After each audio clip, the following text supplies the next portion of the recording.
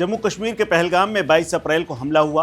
पर्यटकों को गोलियां मारी गईं, जिसमें 26 लोगों की जान चली गई, कई लोग घायल हो गए। ये इतना बड़ा आतंकवादी हमला था जो कि भारतीय इतिहास में पहली बार हुआ था। लेकिन अब 2 महीने बाद एनआईए ने इस कांड में शामिल आतंकवादियों की पहचान कर ली और उनकी मदद करने वाले 2 लोगों को उठा लिया है। रविवार 22 जून को एनआईए को बड़ी सफलता हाथ लगी। इस मामले में 2 आरोपियों को एनआईए ने गिरफ्तार किया है। हमला पाकिस्तानी आतंकवादी ग्रुप लश्कर-ए-तौयबा ने ही कराया था, इस बात की पुष्टि हो गई है। इसके अलावा एनआईए की पूछताछ में इन गिरफ्तार शख्स ने खुलासा किया है कि हमला करने वाले 3 आतंकवादी थे।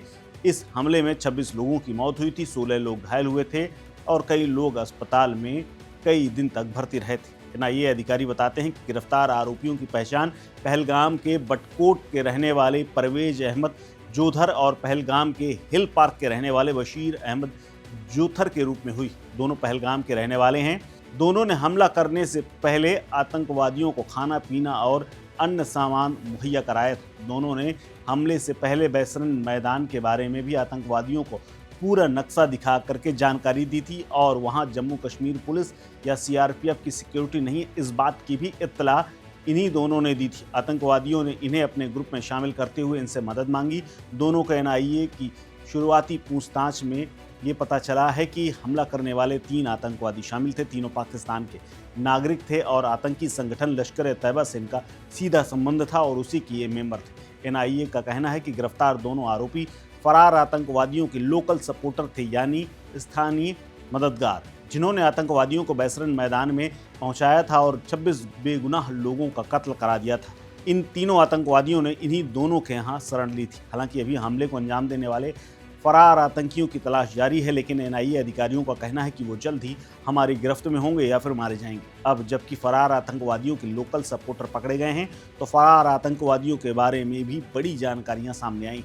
इस बारे में अभी भी एनआईए कुछ खास जानकारी मीडिया को जारी नहीं कर रहा, लेकिन माना जा रहा है कि एनआईए जल्द ही आतंकवादियों तक पहुंच जाएगी। इससे पहले एक खबर ये भी आई थी कि जल्द ही आतंकवादियों तक पहुंचा जा सकता है, क्योंकि 2 महीने पूरे होने वाले हैं और एनआईए इस पूरे घटनाक्रम पर लगातार जांच कर रही है। लेकिन एनआईए अब तक किसी को गिरफ्तार नहीं कर पाई है। लेकिन अब चूंकि लोकल स्टाफ और लोकल समर्थन वाले लोग मिल गए हैं, अब ऐसे में एक रास्ता खुला है कि इनकी निशानदेही पर एनआईए जल्द ही इन आतंकवादियों को भी गिरफ्तार कर सकती है। एनआईए ने 2 आरोपियों को तो गिरफ्तार किया है, लेकिन अब उन आतंकवादियों की भी तलाश तेज हो गई है।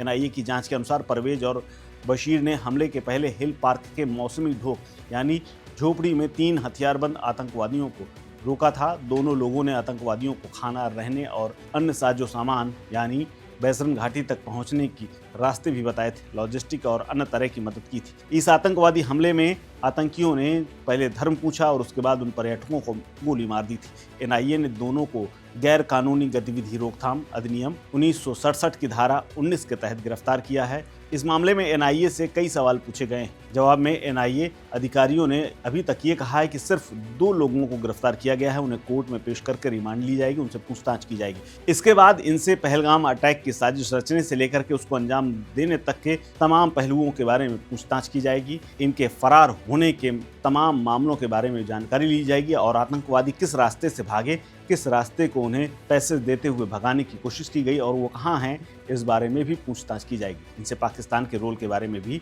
पूछा जाएगा। फिलहाल इस खबर में इतना ही। अपडेट्स के लिए बने रहिए वन इंडिया हिंदी के साथ। नमस्कार। Subscribe to One India and never miss an update. Download the One India app now.